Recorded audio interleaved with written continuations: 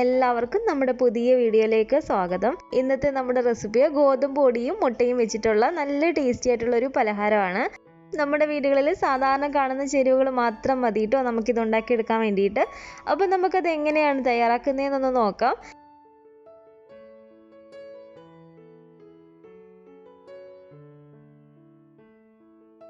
ഇത് നമ്മൾ ഗോതമ്പ് പൊടിയിലാണ് കേട്ടോ ചെയ്തിട്ടെടുക്കുന്നത്. അപ്പോൾ ഗോതമ്പ് പൊടിക്ക് പകരം നിങ്ങൾക്ക് മൈദ മാവ് വേണമെങ്കിൽ എടുക്കാവുന്നതാണ്. അപ്പോൾ ഈ ഒരു പാത്രത്തിലേക്ക് ഞാനൊരു 2 കപ്പ് അളവിൽ ഗോതമ്പ് പൊടി ഇട്ട് കൊടുക്കുകയാണ്. 250 ml കപ്പിൽ 2 കപ്പ് അളവ് ഗോതമ്പ് പൊടി ഇട്ട് കൊടുത്തിട്ടുണ്ട്. അളവ് കപ്പ് ഇല്ലെങ്കിൽ സാധാ വലിപ്പമുള്ളൊരു ഗ്ലാസ്സിൽ ഒരു 2 ഗ്ലാസ് ഗോതമ്പ് പൊടി നമ്മൾ അളന്നിട്ടെടുത്താൽ മതി. ഇനി നമുക്കിതിലേക്ക് വേണ്ടത് ഒരു 1/2 ടീസ്പൂൺ അളവിൽ ഈസ്റ്റ് ആണ്. ഞാനിപ്പോൾ ഇതിലേക്ക് ഡ്രൈഡ് ഈസ്റ്റ് ആണ് എടുത്തിരിക്കുന്നത്. ഇൻസ്റ്റൻറ്റ് ഈസ്റ്റ് ആണെങ്കിൽ നമുക്ക് പൊടിയിലേക്ക് ഡയറക്റ്റ് ഇട്ട് കൊടുക്കാം കേട്ടോ. ഒരു 1/4 ടീസ്പൂൺ മാത്രം നമുക്കിതിലേക്ക് പഞ്ചസാരയും കൂടി ചേർത്ത് കൊടുക്കാം. പഞ്ചസാര കുറച്ച് മാത്രം ചേർത്ത് കൊടുത്താൽ മതി കേട്ടോ. ഇനി ഇതിലേക്ക് നമുക്കൊരു 1/4 കപ്പ് അളവിൽ ഇളം ചൂടുള്ള വെള്ളം കൂടി ചേർത്ത് കൊടുക്കാം. ചൂട് ഒരുപാടായി പോയാലും നമുക്ക് ഈസ്റ്റ് പൊങ്ങി കിട്ടത്തില്ല. അതുകൊണ്ട് ഒരു ഇളം ചൂടുള്ള വെള്ളം മാത്രം ഒഴിച്ചു കൊടുക്കുക. നല്ല പോലെ തന്നെ ഒന്ന് ഇളക്കി കൊടുത്തതിന് ശേഷം ഇനി നമുക്കൊരു 10 മിനിറ്റ് നേരത്തേക്ക് ഇതൊന്ന് മാറ്റി വെക്കാം, ഈസ്റ്റ് ഒന്ന് പൊങ്ങി കിട്ടാൻ വേണ്ടിയിട്ട്. ഇനി ഈ ഗോതമ്പ് പൊടിയിലേക്ക് നമുക്ക് ആവശ്യമായിട്ടുള്ള ഉപ്പ് ചേർത്ത് കൊടുക്കാം. അതുപോലെ തന്നെ 1 ടേബിൾ സ്പൂൺ അളവിൽ ഓയിലും കൂടെ ഞാൻ ഇതിലേക്ക് ഒഴിച്ചു കൊടുക്കുകയാണ്. അപ്പോൾ ഈസ്റ്റ് ഒരു 10 മിനിറ്റ് ഒക്കെ ആയപ്പോഴത്തേക്കും തന്നെ നന്നായിട്ടൊന്ന് പൊങ്ങി വന്നിട്ടുണ്ട്. ഇനി നമുക്ക് ഈ ഈസ്റ്റിൻ്റെ ഒരു മിക്സും കൂടെ ഇതിലേക്ക് ഒഴിച്ചു കൊടുക്കാം.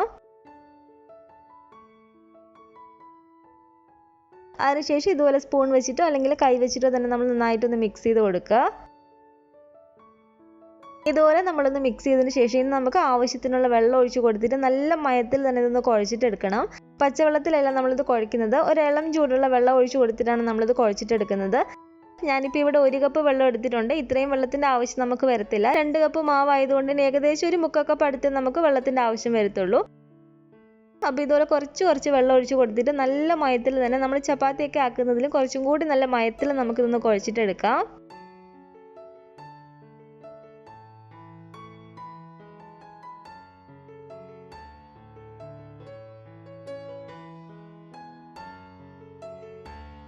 ഏകദേശം ഇതുപോലെ നല്ല മയത്തിൽ നിന്ന് കുഴച്ചതിന് ശേഷം ഒരു 1/2 ടേബിൾ സ്പൂൺ ഓയിലും കൂടി ചേർത്ത് ഒന്നും കൂടെ ഒന്ന് കുഴക്കുകയാണെങ്കിൽ നല്ല മയത്തിൽ തന്നെ നമുക്ക് മാവ് കിട്ടും.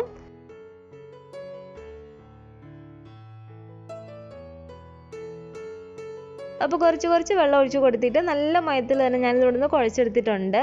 എനിക്ക് മാവ് കുഴയ്ക്കാൻ വേണ്ടിയിട്ട് ഒരു ഏകദേശം ഒരു 3/4 കപ്പ് അടുത്ത് വെള്ളം മാത്രം ആവശ്യമായി വന്നിട്ടുള്ളൂ കേട്ടോ. നമ്മൾ ഇതുപോലെ മാവൊന്ന് കൈ കൊണ്ട് പ്രസ് ചെയ്ത് നോക്കുമ്പോഴത്തേക്കും ഒട്ടും തന്നെ മാവിന് ആ ഒരു കട്ടി ഉണ്ടാകാൻ പാടില്ല. ഇതുപോലെ നല്ല സോഫ്റ്റ് ആയിരിക്കണം. ഈ ഒരു പാത്രത്തിലേക്ക് കുറച്ച് ഓയിൽ ഒഴിച്ച് കൊടുത്തതിന് ശേഷം എല്ലാ ഭാഗത്തും നന്നായിട്ട് ഓയിലൊന്നും ആക്കി കൊടുക്കാം. അതിനുശേഷം ഈ ഒരു മാവും കൂടെ വെച്ച് കൊടുത്തിട്ട് അതിൻ്റെ മുകളിലേക്കും കുറച്ച് ഓയിലൊന്ന് ഒഴിച്ച് കൊടുത്തതിന് ശേഷം നല്ല പോലെ തന്നെ എല്ലായിടത്തും ആക്കി കൊടുക്കാം. ഇനി ഈ മാവ് കുറച്ചൊന്ന് പൊങ്ങിക്കിട്ടാൻ വേണ്ടിയിട്ട് നമുക്ക് 1 മണിക്കൂർ നേരത്തേക്കൊന്ന് റെസ്റ്റ് ചെയ്യാൻ വേണ്ടിയിട്ട് വെക്കാം. ഇതുപോലെ ഒരു പ്ലാസ്റ്റിക് റാപ്പ് കൊണ്ടൊന്ന് കവർ ചെയ്തിട്ട് എടുക്കുക, അല്ലെങ്കിൽ ഒരു കോട്ടൺ തുണി നന്നായിട്ട് വെള്ളത്തിൽ മുക്കിയതിന് ശേഷം നല്ല പോലെ തന്നെ പിഴിഞ്ഞിട്ട് ഇതിൻ്റെ മുകളിലേക്കൊന്ന് വിരിച്ചു കൊടുക്കുകയോ ചെയ്യാം കേട്ടോ. ഇതിലേതെങ്കിലും നമ്മളൊന്ന് ചെയ്ത് കൊടുക്കണേ. അപ്പോൾ ഇനി നമുക്കിതിലേക്ക് ആവശ്യമായിട്ടുള്ള ഫില്ലിംഗ് ഒന്ന് റെഡിയാക്കിയിട്ട് എടുക്കാം. ഈ ഒരു പാനിലേക്ക് നമുക്കൊരു 2 ടേബിൾ സ്പൂൺ അളവിൽ ഓയിൽ ഒഴിച്ചു കൊടുക്കാം. ഞാനിപ്പോൾ ഇതിലേക്ക് വെളിച്ചെണ്ണയാണ് കേട്ടോ ഒഴിക്കുന്നത്. ഒരു മീഡിയം വലിപ്പമുള്ള ഇഞ്ചി ചെറുതായിട്ട് അരിഞ്ഞതും കൂടി ചേർത്ത് കൊടുക്കുകയാണ്. 2 പച്ചമുളകും കൂടെ നമുക്കിതിലേക്ക് ഇട്ട് കൊടുക്കാം. അത്യാവശ്യം വലിപ്പമുള്ളൊരു 3 അല്ലി വെളുത്തുള്ളിയും കൂടെ ഞാൻ ഇതുപോലെ ചെറുതായിട്ട് അരിഞ്ഞിട്ട് ചേർത്ത് കൊടുത്തിട്ടുണ്ട്. കുറച്ച് കറിവേപ്പിലയും കൂടെ ഇട്ട് കൊടുത്തതിന് ശേഷം നമുക്കിത് നല്ല പോലെ തന്നെ ഇളക്കി കൊടുക്കാം. ഇനി ഇതിലേക്ക് നമുക്ക് ചേർത്ത് കൊടുക്കേണ്ടത് ഒരു 3 മീഡിയം വലിപ്പമുള്ള സവാള ഇതുപോലെ നീളത്തിലൊന്ന് അരിഞ്ഞിട്ടെടുത്താണ്. ആ ഒരു സവാളയും കൂടെ ഞാൻ ഇതിലേക്ക് ചേർത്ത് കൊടുക്കുകയാണ്. സവാളയൊന്ന് പെട്ടെന്ന് വഴണ്ടി കിട്ടാൻ വേണ്ടിയിട്ട് കുറച്ച് ഉപ്പും കൂടെ നമുക്ക് ചേർത്ത് കൊടുക്കാം കേട്ടോ. ഇനി നമുക്ക് സവാള നല്ല പോലെ തന്നെ ഒന്ന് വഴറ്റിയിട്ട് എടുക്കണം. നന്നായിട്ട് തന്നെ സവാള നമുക്ക് ഇതുപോലെ ഒന്ന് ഇളക്കി കൊടുത്ത് വഴറ്റിയിട്ട് എടുക്കാം.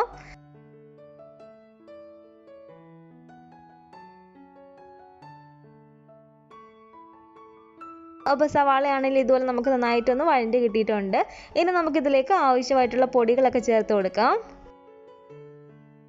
ഞാനിപ്പോൾ ഇതിലേക്ക് ഒരു 2 ടീസ്പൂൺ അളവിൽ മുളക് പൊടി ചേർത്ത് കൊടുക്കുകയാണ്. മുളക് പൊടി നമ്മൾ ചേർത്ത് കൊടുക്കുമ്പോൾ നിങ്ങളുടെ ഒരു എരിവിനനുസരിച്ച് മാത്രം ചേർത്ത് കൊടുക്കുക. ഇതിലേക്ക് ഇപ്പോൾ ഞാൻ കാശ്മീരി മുളക് പൊടിയാണ് കേട്ടോ ചേർത്ത് കൊടുത്തിരിക്കുന്നത്. അതുപോലെ തന്നെ 1/2 ടീസ്പൂൺ അളവിൽ കുരുമുളക് പൊടിയും കൂടെ നമുക്കിതിലേക്ക് ചേർത്ത് കൊടുക്കാം. 1/2 ടീസ്പൂൺ അളവിൽ മല്ലിപ്പൊടിയും 3/4 ടീസ്പൂൺ അളവിൽ ഗരം മസാലയും കൂടെ ഞാൻ ഇതിലേക്ക് ചേർത്ത് കൊടുക്കുകയാണ്. 1/4 ടീസ്പൂൺ മഞ്ഞൾപ്പൊടിയും കൂടി ഇട്ട് കൊടുത്തതിന് ശേഷം നമുക്ക് ഈ പൊടികളെല്ലാം കൂടി ചേർത്തിട്ട് നല്ലപോലെ തന്നെ ഇളക്കി കൊടുക്കാം. അപ്പോൾ പൊടികളുടെ ഒരു പച്ചമണമൊക്കെ ഒന്ന് മാറി വന്നതിന് ശേഷം നമുക്ക് ഇനി ഇതിലേക്ക് ചേർത്ത് കൊടുക്കേണ്ടത് ഒരു ചെറിയ തക്കാളി ഇതുപോലെ കട്ട് ചെയ്തെടുത്തതാണ്. ഒരു മീഡിയം വലിപ്പമൊക്കെ ഉള്ളതാണെങ്കിൽ അതിൻ്റെ പകുതി നമ്മൾ ചേർത്ത് കൊടുത്താൽ മതി കേട്ടോ. ഇനി ഈ തക്കാളിയും കൊണ്ട് ചേർത്ത് കൊടുത്തിട്ട് നല്ലപോലെ തന്നെ ആ ഒരു തക്കാളിയും വഴണ്ടി വരുന്നിടം വരെ നന്നായിട്ട് നമുക്കൊന്ന് ഇളക്കി കൊടുക്കാം. തക്കാളി നന്നായിട്ടൊന്ന് വഴണ്ടൊന്ന് ഉടഞ്ഞ് കിട്ടുന്നതിന് വരെ ഇതുപോലെ നന്നായിട്ട് തന്നെ നമ്മൾ ഇളക്കി കൊടുക്കുക.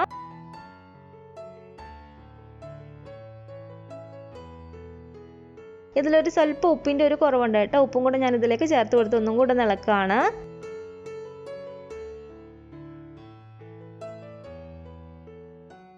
ഇനി നമുക്കിതിലേക്ക് വേണ്ടത് ഒരു 4 കോഴിമുട്ട ഇതുപോലെ പുഴുങ്ങിയെടുത്തതാണ്. അപ്പോൾ ഈ ഒരു 4 മുട്ടയും നമുക്ക് ചെറുതായിട്ടൊന്ന് കട്ട് ചെയ്തിട്ട് എടുത്തിട്ട് വരാം. അപ്പോൾ ഇതുപോലെ ഞാൻ മുട്ടയൊന്ന് കട്ട് ചെയ്തെടുത്തിട്ടുണ്ട്. നമുക്കിതിലേക്ക് ചേർത്ത് കൊടുക്കാം. 1 ടേബിൾ സ്പൂൺ അളവിൽ മല്ലിയില ഇതുപോലെ ചെറുതായിട്ട് അരിഞ്ഞതും കൂടി ചേർത്ത് കൊടുക്കുകയാണ്. ഇനി ആ ഒരു മുട്ടയുടെ ആ ഒരു മഞ്ഞക്കരി ഒന്നും ഉടഞ്ഞു പോകാത്ത രീതിയിൽ പതിയെ നമുക്കിതൊന്ന് ഇളക്കി കൊടുക്കാം. അപ്പോൾ മുട്ടയൊന്ന് ചൂടായി വന്നിട്ടുണ്ട്. ഇനി നമുക്ക് ഫ്ലെയിം അങ്ങ് ഓഫ് ചെയ്ത് കൊടുത്തേക്കാം. അപ്പോൾ നമ്മുടെ ഫില്ലിംഗ് ഇവിടെ റെഡി ആയിട്ടുണ്ട് കേട്ടോ. അപ്പോൾ ഈ മാവ് ഇവിടെ റെസ്റ്റ് ചെയ്യാൻ വെച്ചിട്ട് 1 മണിക്കൂറോളം ആയിട്ടുണ്ട് കേട്ടോ. 1 മണിക്കൂറിൽ കൂടുതൽ നമ്മൾ മാവ് വെക്കേണ്ട. ഒരുപാടങ്ങ് പൊങ്ങിപ്പോയാൽ നമുക്ക് കറക്റ്റായിട്ട് കിട്ടത്തില്ല. അഥവാ നല്ല തണുപ്പുള്ള സ്ഥലങ്ങളിലാണെങ്കിൽ പൊങ്ങി വരാൻ കുറച്ച് സമയം എടുക്കുമെങ്കിൽ കുറച്ച് നേരം കൊണ്ട് നമ്മൾ വെച്ചിരുന്നാൽ മതി. അപ്പോൾ ഇതിപ്പോൾ കണ്ടില്ലേ, കുറച്ചും കൂടി നമുക്ക് മാവ് നല്ല സോഫ്റ്റായി കിട്ടിയിട്ടുണ്ട്. അപ്പോൾ ഇനി മാവ് നമുക്ക് ഒരുപാടങ്ങ് ബലം കൊടുക്കാതെ ചെറിയതായിട്ടൊന്ന് കുഴച്ചിട്ടെടുക്കാം.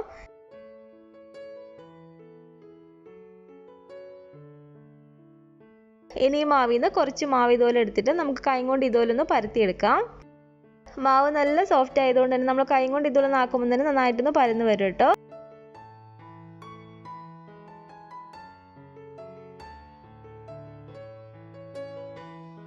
അപ്പോൾ ഈ ഒരു വലുപ്പത്തിൽ നമ്മൾ കൈ കൊണ്ട് തന്നെ ഇതുപോലെ ഒന്ന് പരത്തിയതിന് ശേഷം ഇതിൻ്റെ സെൻറ്ററിലായിട്ട് നമുക്ക് 1 ടേബിൾ സ്പൂണോളം ഫില്ലിങ് വെച്ച് കൊടുക്കാം.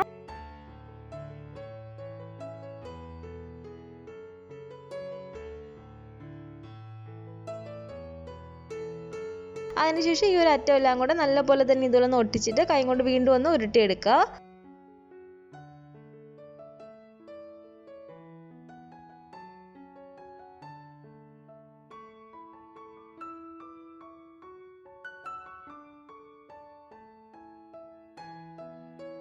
അപ്പോൾ ഇത്രേ ഉള്ളൂ കേട്ടോ. ഇതുപോലെ തന്നെ നമുക്ക് ഓരോന്നും ചെയ്തിട്ടെടുക്കാം. അപ്പോൾ ഇതുപോലെ നമ്മൾ ഫില്ലിങ് വെച്ചിട്ട് റൗണ്ട് ആക്കി ഒന്ന് ഉരുട്ടിയെടുത്തതിന് ശേഷം ഒരു ഓയിൽ തടവിയ പാത്രത്തിലേക്ക് വേണം നമ്മളിത് വെച്ച് കൊടുക്കാൻ വേണ്ടിയിട്ട്. എന്നിട്ട് അതിൻ്റെ മുകളിലേക്ക് ഇതുപോലെ ഒരു പ്ലാസ്റ്റിക് റാപ്പോ അല്ലെങ്കിൽ ഒരു നനഞ്ഞ തുണിയോ ഇട്ട് കൊടുക്കുക. അല്ലെങ്കിൽ അതങ്ങ് ഡ്രൈ ആയിട്ട് പോവും.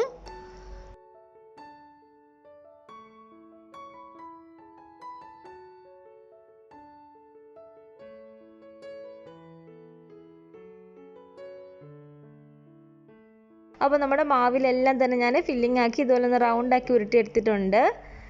ഇനി നമുക്കിത് ഓയിലിനകത്തോട്ട് ഇട്ട് കൊടുത്തിട്ട് ഫ്രൈ ചെയ്തിട്ടെടുത്താൽ മാത്രം മതി. ഓയിൽ അത്യാവശ്യം ഒന്ന് ചൂടായിട്ട് കിടക്കുകയാണ്. ഒരുപാടങ്ങ് തിളച്ച ഓയിലിലേക്ക് നമ്മൾ ഇതിട്ട് കൊടുക്കരുത് കേട്ടോ.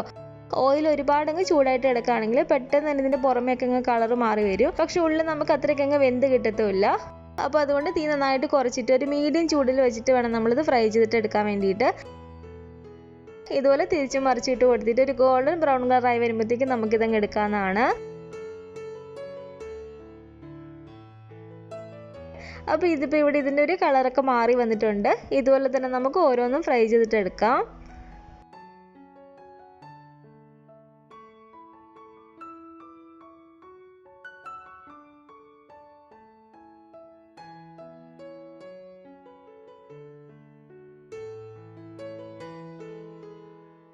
അപ്പോൾ ഗോതമ്പ് പൊടി വെച്ചിട്ട് നമ്മൾ ചെയ്തിട്ടെടുത്ത് ഈ ഒരു മസാല എഗ് ബൺ എല്ലാം തന്നെ ഇവിടെ റെഡി ആയിട്ടുണ്ട്.